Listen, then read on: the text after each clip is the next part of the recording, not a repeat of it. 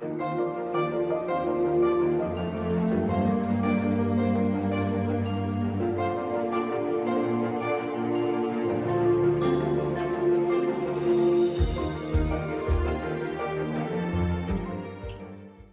I'm Ina. I'm Alyssa.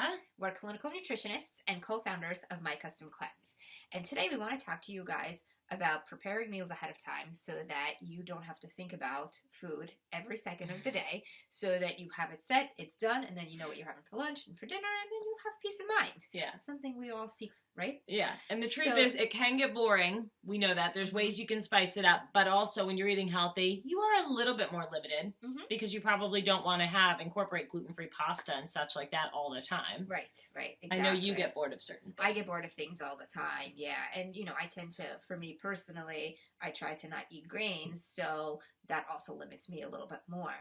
So, Alyssa, I wanted to ask you, you do a ton of meal prep. Yes. What are some ideas that you have? So, what's one of your favorite meals that is, a little bit less boring than sort of the usual stuff we hear about? Yeah. How do you make it? And then what, about it kind of helps to keep it Interesting, but also something that's going to taste good. Because a lot of times, you guys have probably been there where, you make a meal and you're like, I'm going to have this for the next 2 days, and then either gets soggy or it just doesn't heat up well the next day. So what's something that can actually taste good for a couple of days? So everyone's different. Some people I find they're okay eating the same thing every day. That happens to be me. And they say, as your life changes, you're going to learn life lessons that then impact your work. And it has, because I married someone who has to have a different meal every single day.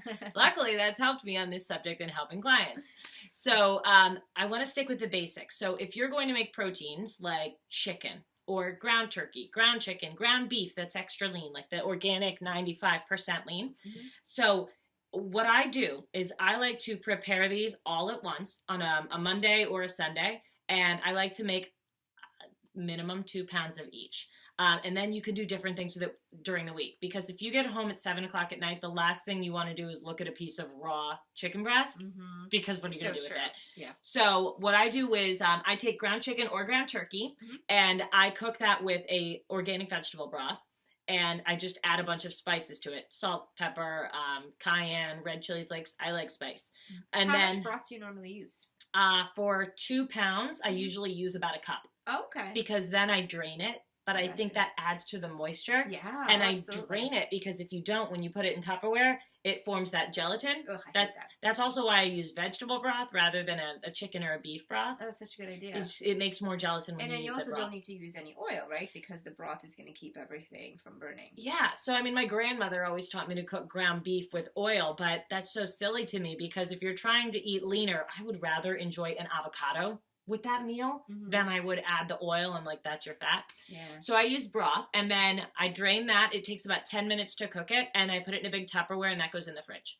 And then for chicken breast, I do 2 different things. I will marinate it just with mustard, vinegar, and broth. Okay. And what kind of mustard do you use? I just use Dijon mustard. Okay. And then I squeeze lemon juice. If I have fresh lemons, I do that.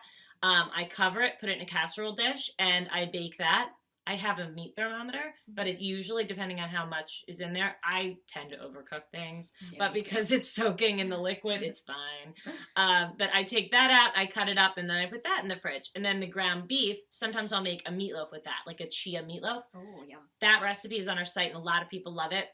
I like spice again, so I actually buy jarred diced jalapenos, because it's just in water and it saves me the time, so I'll actually use it. But I mix 1 pound of lean ground beef with chia seeds, and you can do 4 tablespoons, and then I do about a half cup of the minced jalapeno.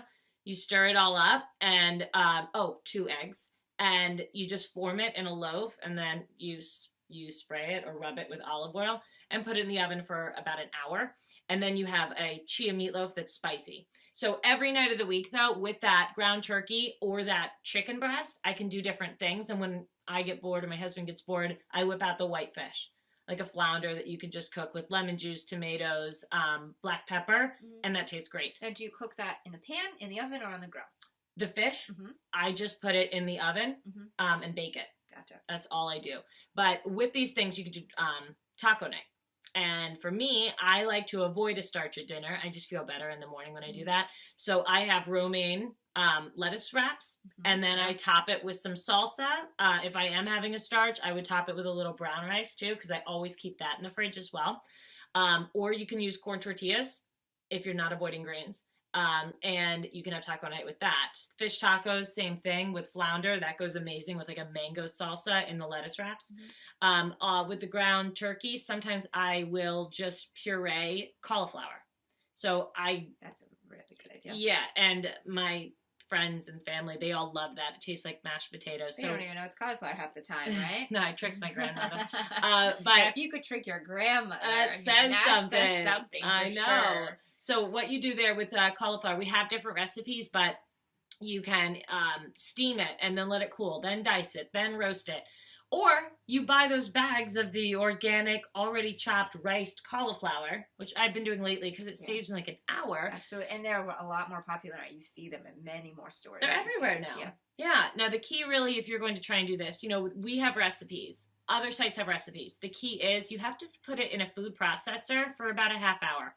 When you do that with a little bit of broth, and then you can add your spices. But if you let it puree for 20 minutes, it gets really, really smooth. I found that that's the secret there. So if you have chicken breast, you could do it with the cauliflower mash. You could also take rice cauliflower and add Bragg's aminos, and then maybe like some bean sprouts, some peppers, I like to throw in some asparagus and have like a stir fry with that already cooked chicken. Yeah, that's easy. It's so easy. I mean, these things really don't take more than 10 minutes once it's prepped. They take nothing. I just look in the fridge every night and I'm like, what do I have?